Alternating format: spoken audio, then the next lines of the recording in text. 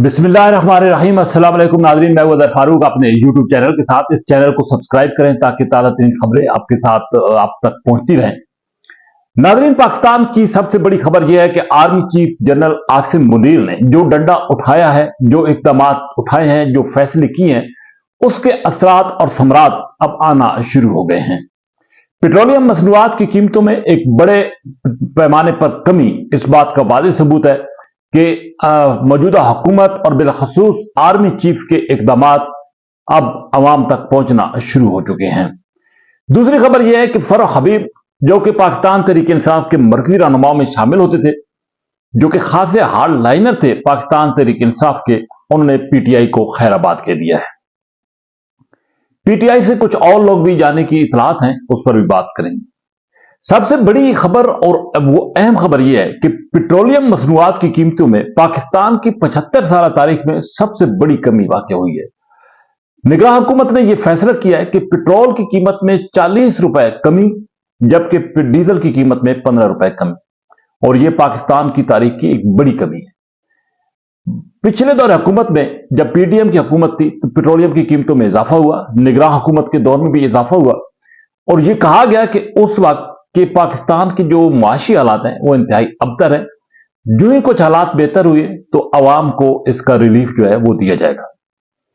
अगरचे रोजमर्रा अशिया की कीमतें पेट्रोलियम मसनूआत की कीमतों के साथ ही बढ़ जाती हैं और यकीनी तौर पर पाकिस्तान के अंदर में भी उनमें इजाफा हुआ, लेकिन अब जिस अंदाज से पेट्रोलियम मसनूआत की कीमतों में कमी वाक़ हुई है, आवाम को ये उम्मीद नजर आने लगी है कि शायद अब रोजमर्रा अशिया की कीमतें भी कम होगी। इसके पीछे बहुत सारे अवामिल हैं। एक तो रोजाना की बुनियाद पर डॉलर जो है अपनी कदर खो रहा है, रुपए की कदर में बेहतरी आ रही, और दूसरी तरफ पेट्रोलियम मसनूआत की कीमतें बड़ी पैमाने पर कम हुई। पाकिस्तान फौज के सरबराह जनरल आसिम मुनीर इस सारे मामले के पीछे हैं, और यह बात बिल्कुल अब वाज़ेह है कि डंडे के दौर पर यह सारे मामला ठीक हो सकते हैं। निगरान हुकूमत भी जो फैसले कर रही है, जो पॉलिसी अख्तियार कर रही है, उसके पीछे पाक फौज मुकम्मल तौर पर खड़ी है, सिक्योरिटी इदारे खड़े हैं।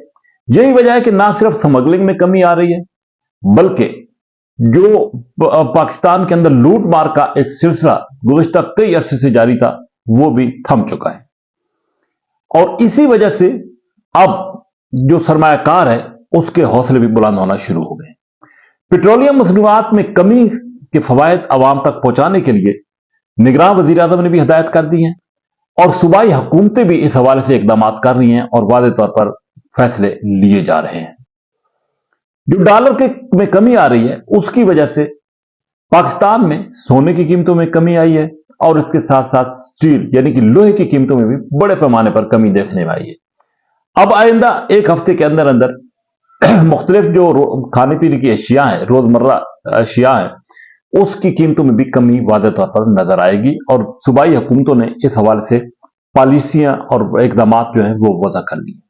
तो ये कहा जा सकता है कि निगरान हुकूमत और ख़ुसूस आर्मी चीफ की दिलचस्पी की वजह से ये सारी सूरत सामने आ रही है। ये भी कहा जा रहा है कि अगले 15 दिन के बाद पेट्रोलियम की कीमतों में मजीद कमी आएगी। ये कहा जा रहा है कि शायद जो डॉलर है उसको 240 तक और पेट्रोलियम मसनूआत की कीमतों को 200 तक पेट्रोल की कीमतों को लाया जाएगा, और इसके लिए इकदाम वज़ा कर लिए गए हैं, तैयारियां मुकम्मल कर ली गई हैं। तो ये क्रेडिट जो है वो मौजूदा हुकूमत को भी जाता है, आर्मी चीफ को भी जाता है, और ये ख्याल जाहिर किया जा रहा है कि अगर इसी तरह के इकदाम जारी रहे तो शायद लोग ये कहना शुरू हो जाएंगे कि बेहतर है इंतखाबात से कि यही सेटअप जो है वो चलता रहे। आम आदमी को इंतखाबात से या जमहूरियत से सरोकार नहीं है, आम आदमी को सरोकार है रोजमर्रा अशिया के मुनासिब दामों पर हसूल से, और वो आम आदमी ये तवक्को करता है कि महंगाई का खात्मा हो, चाहे कोई भी करे। पाकिस्तान में जमहूरियत जो है वो लोगों ने देख ली है, अगरचे पाकिस्तान का जो निज़ाम है वो पार्लिमानी जमहूरी निज़ाम है, लेकिन वो पूरी तरीके से नाकाम रहा है। उसकी कुछ बुनियादी वजूहात भी हैं, लेकिन अब ये कहा जा रहा है कि मौजूदा हुकूमत ने जो इकदाम लिए हैं वो सख्त और ठोस पॉलिसी उसके पीछे है, और डंडा जो है वो पाक फौज का है, आर्मी चीफ का है, जिसकी वजह से ये फैसले हो रहे हैं। पाकिस्तान में सरमायाकारी भी आ रही है, इसके लिए भी इकदाम उठाए, और सबसे बड़ी बात जो जिन इदारों में लूट मार होती थी, जो खसारे के इदारे थे, उनमें उनको फरोख्त करने का फैसला किया जा रहा है। اس کی بڑی وجہ یہ ہے کہ Pakistan PIA Pakistan airline جو کہ ماہانہ 12.5 ارب خسارے کا سامنا ہے جس کو، اور حکومت پر وہ بوجھ پڑتا ہے، اس کی نجکاری کی جا رہی ہے، اور ایسے اداروں کی نجکاری ہونی چاہیے جہاں پہ لوٹ مار کا سسٹم ہے اور وہ منافع بخش ادارے نہیں ہے بلکہ خسارے کا ان کو سامنا ہے۔ تو اس طریقے سے جو اقدامات، کچھ اور بھی ایسے ادارے ہیں، تو ایسے جو اقدامات ادارے ہیں ان کی نجکاری پاکستان کے لیے، پاکستان کے عوام کے لیے ایک خوشائند پہلو ہے۔ بہرحال یہ کہا جا سکتا ہے کہ موجودہ حکومت ایک اچھے اقدامات، اچھے سٹیپس لے رہی ہے جس کے مثبت نتائج جو ہیں وہ آنے والے دنوں میں پاکستان کے عوام کو محسوس ہوں گے۔ دوسری طرف پاکستان تحریک انصاف کے مرکزی رہنما فاروق حبیب صاحب جو کہ کافی دنوں سے روپوش تھے، وہ منظر عام پر ہیں، انہوں نے استحکام پارٹی میں شمولیت اختیار کر لی ہے۔ فاروق حبیب نے پاکستان تحریک انصاف کے چیئرمین عمران خان پر سخت الزامات لگائے ہیں، اور جس انداز سے وہ بول رہے تھے وہ یہی لگ رہا تھا کہ وہ اپنے دل کی باتیں جو ہے وہ کر رہے ہیں۔ انہوں نے PTI کو خیر آباد کہہ دیا ہے، ساتھ ہی انہوں نے یہ بھی کہا کہ کچھ اور ایسے لوگ ہیں جو کہ روپوش ہیں، وہ بھی جلد اسی راستے پر چلیں گے اور پاکستان تحریک انصاف کو چھوڑ کر پاکستان استحکام پارٹی کا حصہ بنیں گے۔ یہ کہا جا سکتا ہے کہ پاکستان تحریک انصاف کی ٹوٹ پھوٹ کا عمل جو ہے وہ اب مزید آگے بڑھ رہا ہے، اور کچھ دنوں تک اس میں مزید جو ہے وہ کچھ ایسے نام سامنے آ جائیں گے جو کہ ماضی میں پاکستان تحریک انصاف کا اہم حصہ رہے ہیں۔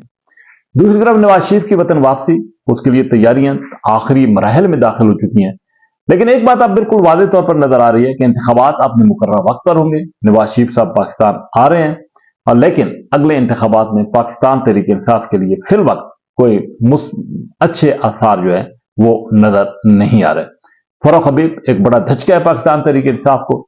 بہرحال یہ ہر دور میں، ماضی میں بھی مختلف سیاسی جماعتوں کو ان حالات سے گزرنا پڑا ہے، بالخصوص پاکستان پیپلز پارٹی اور مسلم لیگ نواز کو، اور انہی حالات کا سامنا اس وقت پاکستان تحریک انصاف کو بھی ہے۔ اسی کے ساتھ اجازت، اللہ حافظ۔